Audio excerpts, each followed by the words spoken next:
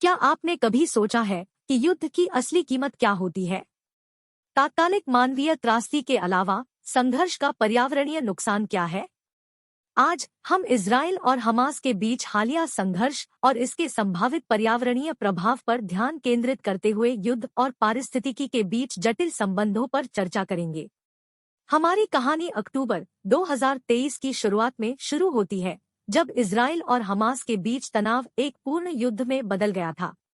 जैसे ही रॉकेट आकाश को पार कर गए और बमों ने जमीन को हिला दिया, दुनिया ने सांस रोक कर देखा। न केवल मानव लागत बल्कि पर्यावरणीय नतीजों का भी अनुमान लगाया। संघर्ष में विभिन्न प्रकार के हथियारों का उपयोग देखा गया, जिसमें सटीक निर्देशित युद्ध सामग्री से लेकर बिना निर्देशित गूंगा बम तक शामिल थे। उत्तरार्ध विशेष रूप से अपनी सटीकता की कमी के लिए कुख्यात है, जो पर्यावरण के लिए एक महत्वपूर्ण खतरा पैदा करते हैं। जब ये बम अपने लक्ष्य से चूक जाते हैं, तो वे आसपास के परिदृश्य को नुकसान पहुंचा सकते हैं, जिससे तत्काल और दीर्घकालिक पारिस्थितिक क्षति हो सकती है।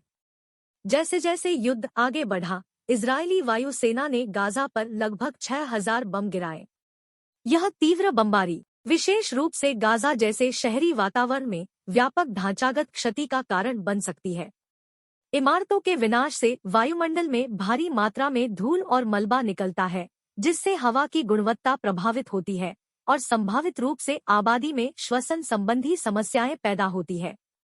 इसके अलावा हथियारों का उपयोग ही युद्ध द्वारा पर्यावरण को प्रभावित करने का एकमात्र तरीका नहीं है।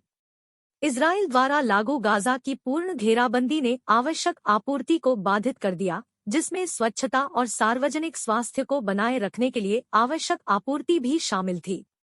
इस व्यवधान से बीमारी और अन्य स्वास्थ्य जोखिमों का प्रसार हो सकता है, जिससे पर्यावरण और उस पर निर्भर लोगों पर दबाव बढ़ सकता है। तो आज हमने क्या सीखा? युद्ध अपने सभी रूपों में पर्यावरण पर गहरा प्रभाव डालता है।